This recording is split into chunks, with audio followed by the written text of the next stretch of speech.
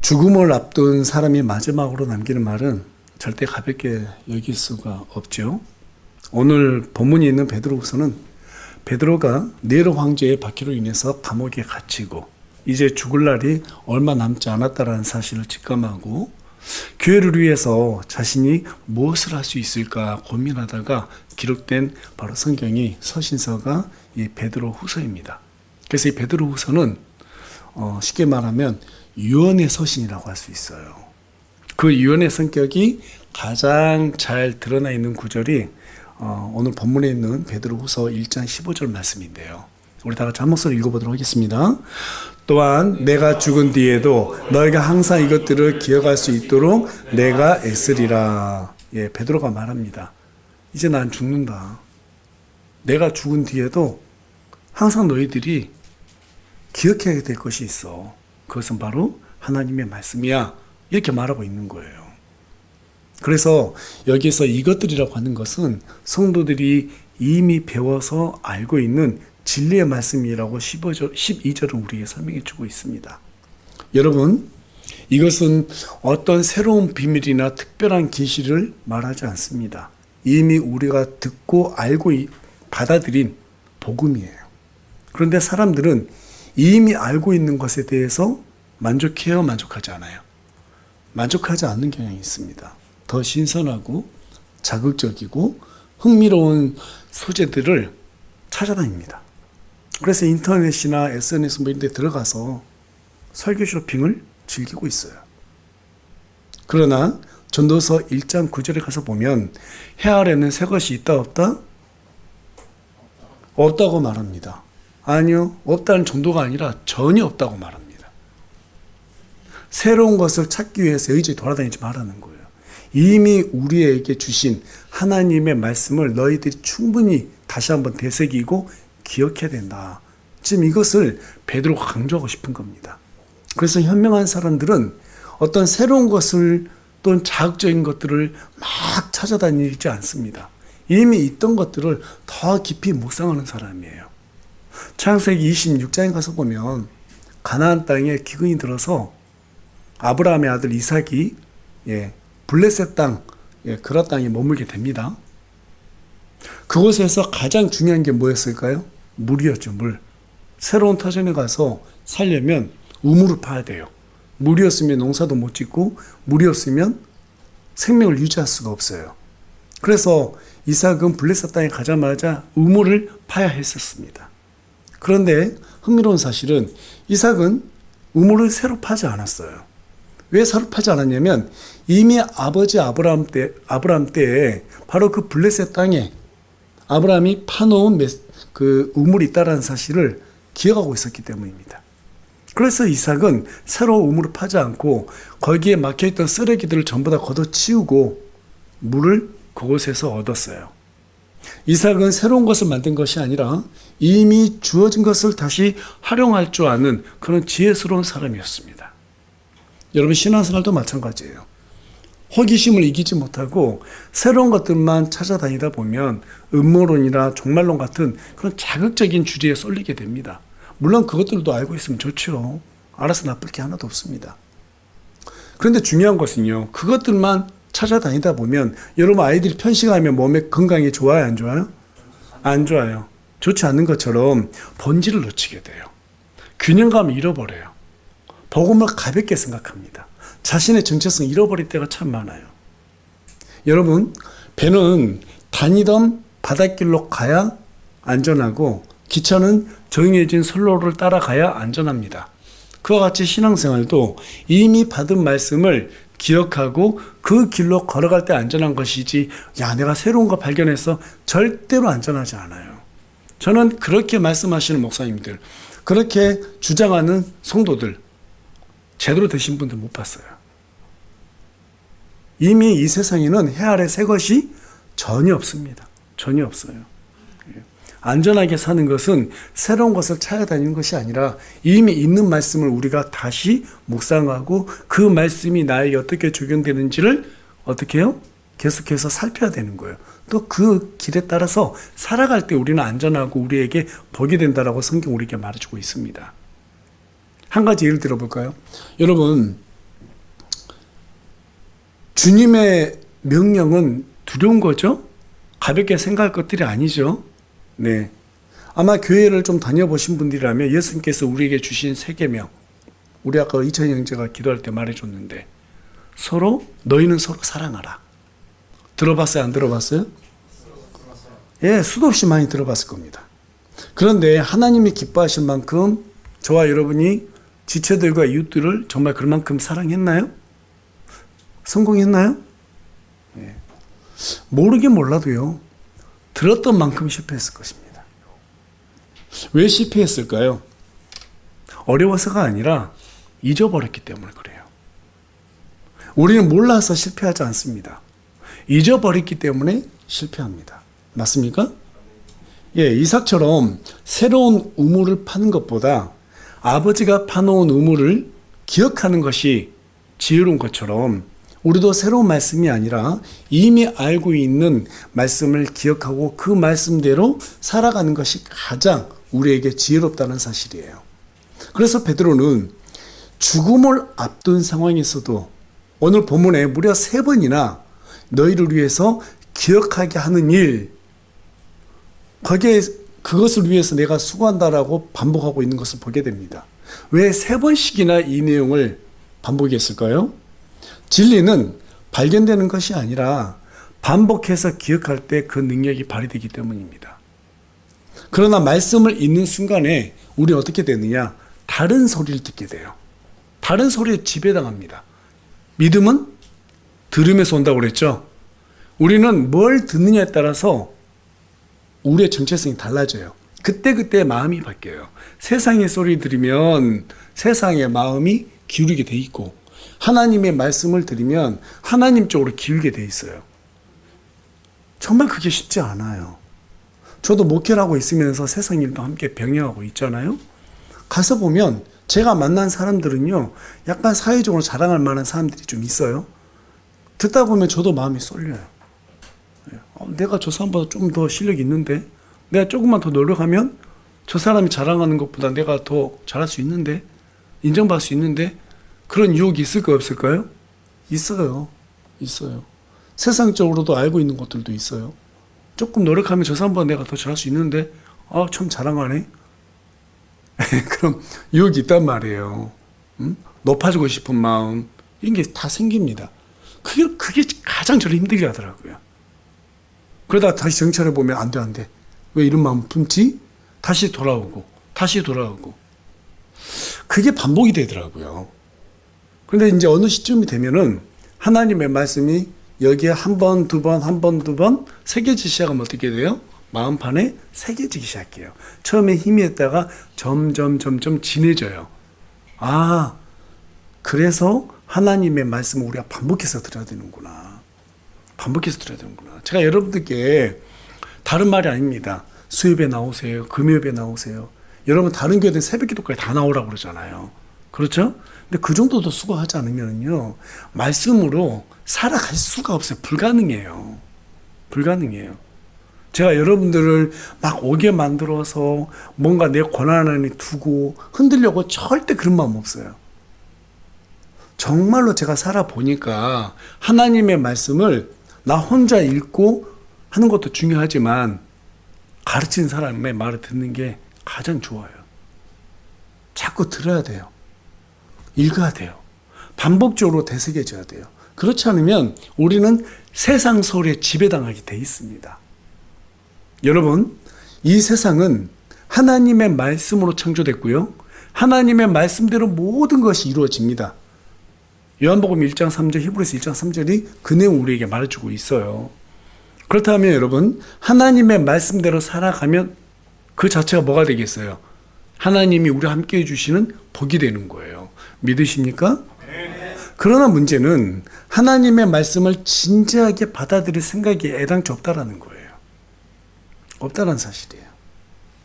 그 이유는 당장 먹고 살고 즐기는 것이 더 좋아 보이거든요. 내가 지금까지 그렇게 살아왔으니까 난 이렇게 사는 게 난 더 좋아. 여러분, 사람이 얼마나 어리석은지 아세요? 당장 어렵지 않으면은요, 알고 있어, 필요해. 그런데 거기에 딱 집중하지 않아요. 당장 뜨거운 물에 한번 데워봐야지 그제서야 하나님 붙드는 그런 어리석은 마음이 있더라고요. 저 안에도 있고 여러분한테도 있고요. 그 어리석은 마음을 버리지 않으면요 신앙적으로 성장이 안 되더라고요. 여러분 계단 올라갈 때 높은 곳을 보려면 계단 한 계단 한 계단 올라가야 되잖아요. 그렇죠? 한 계단씩 올라가면 더 넓은 세상이 조금씩 보이는 거예요. 그런데 계단 올라가면 힘들어요, 안 힘들어요? 힘들죠? 힘들어요. 산도 높은 산을 올라가야지 더 넓게 세상을 보는 법입니다. 그런데 산 올라가는 게 쉬워요, 어려워요? 어려워요. 신앙생활도 구원받는 건 쉬워요. 그런데요, 성장하는 것은 쉽지가 않아요. 하나님을 더 넓으신 위대하신 하나님을 보는 것은요, 노력이 필요해요. 하나님을 더 알아가야 돼요. 성경은 아는 만큼 보이는 거예요. 하나님도 아는 만큼 볼 수 있는 거예요. 그러려면 어떻게 해야 될까요? 하나님의 말씀을 기억하고 하나님을 계속해서 알려고 노력해야 돼요. 예. 여러분 신앙생활은요 열정도 중요하지만 열정을 유지하는 것은 말씀을 기억하고 깨닫는 데서부터 시작이 됩니다. 그렇다면 어떻게 해야지 우리가 말씀을 잊지 않고 기억할 수 있을까요? 우리 다 같이 12절 말씀 한 목소리 읽겠습니다. 시작. 그러므로 비록 너희가 이것들을 알고 현재의 진리에 굳게 서 있을지라도 너희가 항상 그것들을 기억하게 하는 일에 내가 게으르지 아니하리라. 지금 베드로가 뭐라고 말하고 있어요? 기억하게 하는 일에 내가 게으르지 않겠다. 여러분 베드로 지금 죽어가 이제 곧 며칠 후면 죽는다니까요. 그런데 그 앞에서 뭐라고 말해요? 너희가 항상 그것들을 기억하게 하는 일에 내가 죽는 순간까지도 노력을 멈추지 않겠다. 얼마나 대단해요. 베드로가 왜 이렇게 기억하게 하는 일에 대해서 집중했을까요? 베드로는 예수님을 3번이나 배신했어요. 맞죠? 나름의 과오가 있었단 말이에요. 죽을 때까지 그 부분이 자신을 괴롭혔단 말이에요. 물론 괴롭히진 않았겠죠. 늘 죄송이 있겠죠. 내가 어떻게 그럴 수 있었을까? 내가 왜 이것밖에 안 됐었을까? 그 이유가 뭐였을까? 내가 생각하지 않았겠어요? 여러분 베드로가 왜 배신했어요? 예수님이 어떤 분인지 몰라서 배신했을까요? 아니죠. 분명 베드로는 성령의 인도하심에 따라 가지고 주는 그리스도시요 살아계신 하나님의 아들입니다라고 고백했던 사람이었습니다. 수제자였어요. 그럼에도 불구하고 그가 배신했던 이유는 딱 한 가지입니다. 예수님이 죽으시고 부활하시는 하나님이라는 사실을 잊고 있었기 때문입니다. 이미 우리 예수님께서는 제자들에게 내가 죽을 것이다, 부활하실 것이다 계속 얘기하셨습니다. 맞죠? 베드로가 그 사실을 잊어먹고 있었어요. 그 사실을 잊어먹고 있었어요. 만약에 베드로가 예수님께서 지금은 죽으시지만 부활하실 것이라는 것을 확신하고 있었다면 예수님을 배신할 수 있었을까요? 아마 그러지 못했을 것입니다. 저와 여러분이 왜 하나님을 이 세대 가운데서 잘 믿을 수 있냐면요, 이미 우리는 부활하신 예수님을 믿고 있고 우리가 부활하게 된다는 사실을 확신하고 있기 때문입니다. 그래서 우리가 믿음을 유지할 수 있는 거예요. 그러나 이 사도들은 그 사실을 기억하지 못했어요. 그래서 나머지 제자들도 예수님이 죽으셨을 때 낙심하고 만 겁니다. 바로 예수님의 부활하심을 기억하지 못했기 때문에. 베드로는 우리가 자신처럼 실수하지 않길 바랬어요. 그래서 죽는 그 순간까지도 성도들이 말씀을 기억하게 하는데 도움을 주기 위해서 베드로 후서를 기록한 것입니다. 2000년 전에 있었던 일이에요. 그런데 이 2000년 전에 썼던 그 글들이, 그 메시지가 우리에게 큰 유익을 끼치고 있습니다. 맞죠? 큰 유익을 끼치고 있어요. 여러분, 알고 있는 것과 기억하는 것은 다른 문제입니다. 아무리 수학 공식 우리가 잘 이해하고 알고 있다 하더라도 시험 칠 때 기억하지 못하면 어떻게 돼요? 무용지물이 되는 거죠. 그와 같이 아무리 말씀들을 많이 알아도요, 필요할 때 그것을 기억해내지 못하면 그것 또한 무용지물이 되고 맙니다. 그래서 우리 하나님께서는 이스라엘 백성들에게 뭐라고 말씀하셨어요? 말씀을 잊지 않도록 하기 위해서 그 말씀들을 손에 메어가지고 표적으로 삼아라, 이렇게 말씀하셨단 말이에요.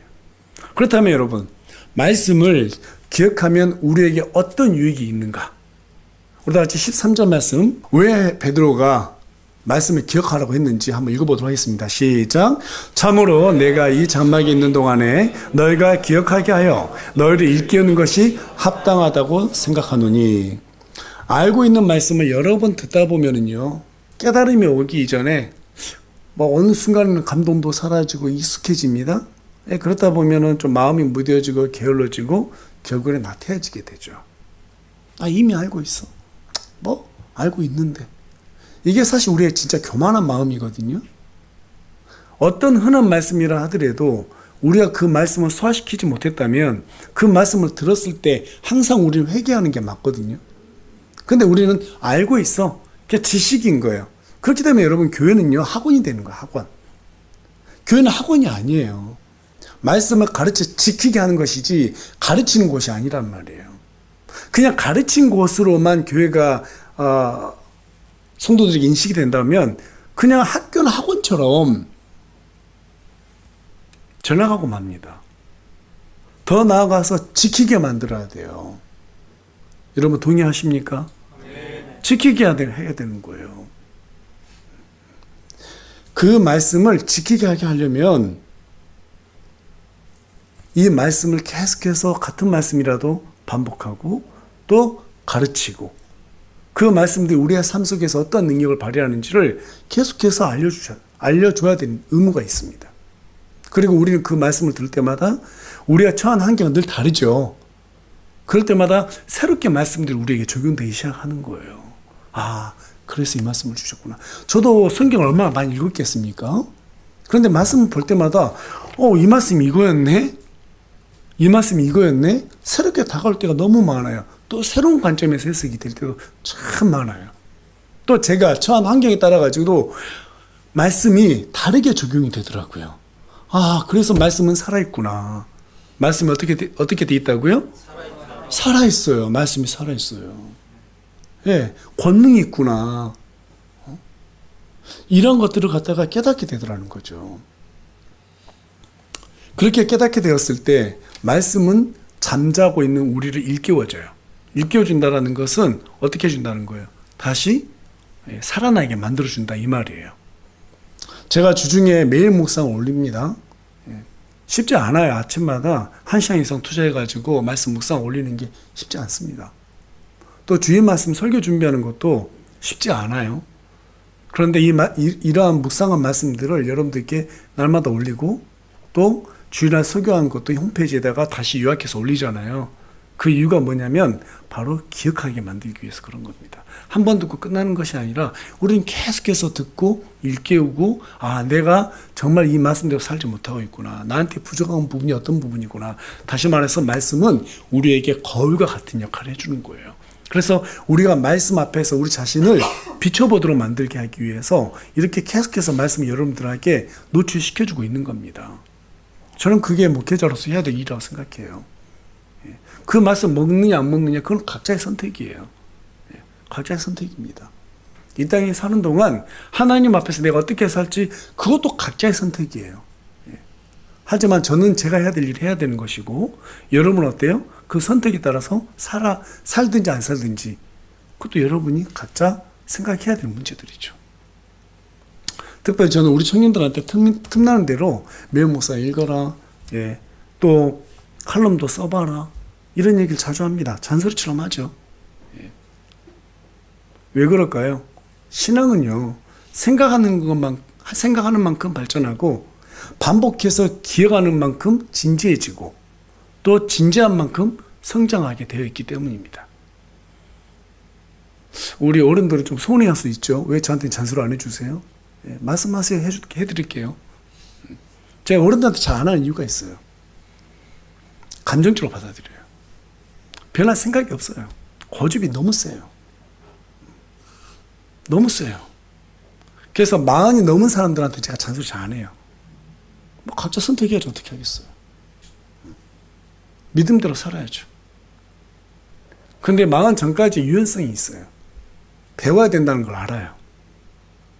거기에서 사람은 지혜 있는 사람과 어리석은 사람은 구분돼 버리더라고요. 어른들한테 말해봐 감정적으로 받아들이고 뭐 또 나중에 찾아와서 이상한 말 하고 조금만 기분 나쁘면 교회 안 나와버리고 저는 이스라엘 사람들을 많이 구경을 해요. 그렇더라고요. 그럴 바에 그냥 놔두자. 저는 그런 생각이에요. 그러나 필요할 때 언제든지 요청하면 저는 말씀대로 여러분들에게 가르쳐 드릴 용의가 있고 또 저 또한 배워가는 과정이잖아요. 서로 이렇게 배워가면서 깨달으면서 성장했으면 좋겠어요. 그렇게 되길 소망합니다. 네. 자, 그런데 문제는요.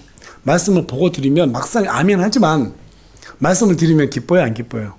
즐거워요, 안 즐거워요? 별로 기쁘거나 즐겁지 않아요. 왜 그럴까요? 말씀 자체가 우리의 양심을 찌르거든요. 계속해서 반성을 우리한테 요구하거든요. 우린 죄이니까 그럴 수밖에 없어요. 그래서 강단에서 선포되는 말씀을 드리면 어려울 수밖에 없어요, 마음이. 설교를 준비하는 목사님들이 가장 부담스러워하는 부분이 바로 이 지점이에요. 바로 이 지점이에요. 그럼에도 불구하고 할 수 없이 목사님들은 여러분에게 말씀을 선포할 수밖에 없어요. 있는 그대로 전해야 됩니다. 그렇게 했을 때 사람은 두 가지 반응을 보이더라고요. 한 부류는 지겹다고 생각해서 새로운 것을 찾아다니는 사람들이 있고, 다른 부류는 자신이 얼마나 부족한 존재인지 깨닫고 겸손해지는 그런 부류들이 있어요. 주중에 그 새롭게 하소서라는 프로그램 있잖아요. 그걸 보게 됐는데 유튜브 영상에 올라와서 한번 보게 됐습니다. 그 더 글로리라고 하는 드라마 여러분 잘 아시죠? 거기에 그 신예은 배우라고 해서 제가 주중에 여러분들께 그 우리 단톡방에 영상 올렸을 거예요. 하루에 성경을 2시간 반씩 필사했대요. 대단하더라고요. 근데 그분이 하시는 말씀 들어보니까 읽을 때는 몰랐는데 쓰다 보니까 반복된 구절들이 눈에 들어오기 시작했다라는 거죠. 그 중에서 민수기, 신명기, 출애굽기 읽다 보니까 백성들에게 내가 너희를 이집트에서 건져낸 하나님이다 하는 말씀이 가장 많이 반복되고, 그럼에도 불구하고 백성들이 회개하고 재짓기를 반복하는 그런 내용들을 계속해서 쓰다 보니까 힘들더라는 거죠. 안 보고도 쓸 수 있을 정도라고 이렇게 말하는 걸 보게 됐습니다. 그런데 어느 순간 이런 깨달음이 오더래요. 내가 이스라엘이었구나. 내가 그렇게 죄 짓는 사람이었구나. 내가 그렇게 하나님이 불러도 듣지 못하는 불순종한 사람이었구나. 나한테 하나님께서 이렇게도 많이 말씀하셨구나. 그걸 깨달았다는 것이에요. 여러분, 신앙생활 열심히 하는 것보다 더 중요한 것은요, 하나님의 말씀을 듣고 깨닫고 기억하는 거예요. 사람은 쉽게 잃어버리고 이미 알고 있어도 쉽게 흔들리는 그러한 존재입니다. 여러분, 저와 여러분이 그 부분 인정해야 돼요. 인정해야 돼요. 우린 너무 쉽게 잊어버려요. 내 뜻대로 살기를 원해요. 그래서 들어도 그냥 잊어버리려고 작정을 하고 있어요. 아닐까요? 진짜로 그래요. 이미 지금 듣고 있잖아요. 그런데도 나는 잊어버릴 거야. 진짜 마음이 없어요. 하나님께서 저와 여러분을 창조했다는 사실 믿으십니까? 그분이 우리 주인 맞아요? 근데 어떻게 주인의 말을 안 들어요? 조선시대 때 왕이 명령한 거 신하가 듣지 않으면 어떻게 돼요? 죽어요. 그것만큼 두려운 말이 없죠? 근데 그 왕들의 왕이신 하나님이 우리 아버지 하나님이세요. 그 아버지 하나님께서 명령하는데 우리는 부담 없이 들어요. 이게 바로 죄예요. 진지함이 없어요. 그게 우리의 죄성이에요. 이미 우리는 안 듣기로 작정을 했어요. 진지하지 않기로 작정을 했어요. 목사님 뭐라고 말하든 말든 나는 내 시대로 살겠다고 이미 작정했어요. 아니라고 말하지 마세요. 이미 마음속에는 그 마음이 있어요. 제가 여러분 정죄하려고 하는 게 아니에요. 제가 그렇더라고요. 살아보니까 제가 그렇더라고요. 왜 내가 이 정도밖에 안 되지? 왜 이것밖에 안 되지? 제가 우리 오후 순서 때 지금 한 무리는 겸손에 대한 책을 지금 나누고 있잖아요. 여러분 나눠보니까 어떻던가요? 그래서 계속해서 머리 목사님이 강조하는 게 뭐예요? 나는 아무것도 아니다. 그렇죠? 나는 아무것도 아니다. 이게 겸손이다라고 말해주고 있어요. 근데 우리는 나는 아무것도 아닌 게 아니에요. 나는 내가 살고 싶은 나가 있어요. 그게 성경 우상이라고 말하고 있다니까요. 제가 목회하면서도 그걸 많이 깨달아요. 여전히 내 속에 내가 있네. 내 속에 하나님이 계셔야 되는데 여전히 내가 있네. 제가 그 책을 여러분께 소개해드렸던 이유가 뭐였냐면 작년부터 계속 궁금했어요. 왜 하나님께서 자꾸 앉기만 하면 회개를 시키지? 왜 나는 항상 잘못했다고만 하나님께 말씀드리지? 앉자마자 별로 크게 잘못한 게 없는 것 같은데 항상 잘못된 것 같고 항상 죄인인 것 같고 항상 내가 정말 나름 열심히 하고 있는데 열심히 안 한 것 같고 열심히 했다고 생각을 해본 적은 없지만 그래도 나름대로 열심히 하는 것 같은데 무릎 꿇고 기도하면 하나님 앞에 아무것도 아닌 존재인 거예요. 늘 죄스러운 거예요. 왜 죄스럽지? 왜 내는 항상 죄스러워야 되지? 어느 순간은 그게 당연하다고 생각했는데 그런 궁금증이 생기는 거예요. 아, 말씀을 받으니까 진짜 내가 아무것도 아니었구나. 내가 열심히 한다고 생각했는데 그것도 열심이 아니구나. 하나님 앞에서는. 십자가에 비교해보니까 아무것도 아니라는 거죠. 십자가 앞에 내 자신을 딱 드러내보니까 우리 예수님께서는 십자가에 못 박히셨잖아요. 채찍맞으셨잖아요. 그 어마어마한 고통을 다 감냈는데 내가 하고 있는 게 진짜 아무것도 아니구나. 그러니까 아무것도 겸손하게 해서 이런 말씀 드린 게 아니고 정말 하나님 앞에서 그런 생각이 드는 거예요. 진짜 아무것도 아니구나. 그래서 늘 스러울 수밖에 없구나. 내가 최선을 다하는데도 그 최선이 아닌 것처럼 느껴지는 거예요. 그게 겸손이더라고요, 보니까. 그 책을 보니까 그게 겸손이더라고요. 그래서 제가 겸손하단 말이 아니에요. 이제 겸손이 뭔지를 알게 된 거예요. 개념을 알게 된 거예요. 여러분 이해가 되세요? 너무 쉽게 잊어버려요, 말씀을. 그래서 우리는 겸손이 뭔지 모르는 거예요. 기억하지 못해요. 그래서 잊어버리는 거예요. 기억하지 않는 진리는 사라진 진리와 같습니다. 그래서 반복하지 않으면 우리 넘어지게 되어 있습니다. 자, 그렇다면 어떻게 해야 말씀을 잊지 않고 우리는 기억할 수 있을까요? 우리 다 같이 15절 말씀 한 목소리 읽겠습니다. 시작. 또한 내가 죽은 뒤에도 너희가 항상 이것들을 기억할 수 있도록 내가 애쓰리라. 네. 14절 보면 베드로가 머지않아 장막을 벗어버린다고 말합니다. 여기서 말하는 장막은 뭐죠? 우리 육체죠. 우리는 언젠가 죽는다 이 말을 지금 하고 있는 거예요. 언젠가 죽게 됩니다. 죽으면 어떻게 돼요? 하나님의 앞에 서게 됩니다. 우리는 그곳에서 심판을 받게 됩니다. 믿는 자들은 그리스도 심판세에서 자기 몸으로 행한 대로 심판을 받게 돼 있고 믿지 않는 자들은 자기 몸으로 지은 죄만큼 또 심판을 받게 돼 있습니다. 네. 우리가 그곳에 섰을 때 신실한 자로 드러나기 위해서는 우리가 말씀을 기억해야 돼요. 그런데 지금 베드로가 뭐라고 말하고 있어요? 너희들에게 기억할 수 있도록 애쓴다 말하고 있잖아요. 이 말을 우리에게 그대로 적용해 보면 기억하기 위해서 우리는 애써야 된다 이 말이에요. 애써야 된다 이 말이에요. 기억은 저절로 생각나는 것이 아니라 의지를 가지고 애썼을 때 우리는 조금씩 생각이 돼요. 여러분 머리 좋은 사람이 공부를 잘할 것 같죠? 물론 그 부분도 어느 정도 있긴 합니다. 그런데 제가 공부해 보니까요 아니더라고요. 계속 반복하는 사람이 공부를 잘하더라고요. 공부는 반복이에요. 네. 제가 예전에 우리 조혜성 형제한테 자격증 떨어지니까 야 이렇게 하면 합격해. 무조건 합격하는 방법 알려줄게 해서 알려줬었어요. 그냥 자격증 그 책을 32번 읽어. 그랬어요. 그랬더니 진짜 그렇게 했더라고요. 한 열 몇 번 읽으니까 나중에는 금방 읽어지더라고. 그럼 벌써 자격증 몇 개 땄죠? 기사 자격증 그대로 3개나 땄어요. 실제로 그렇게 돼요. 제가 해보니까 그걸 알겠더라고요. 제가 그래서 어느 순간에는 나 사법고시 봐도 합격하겠다. 행정고시 봐도 합격할 수 있겠다. 똑똑해서가 아니라니까요. 그것을 계속 반복해서 읽다 보면 그게 머릿속에 들어오게 돼 있어요.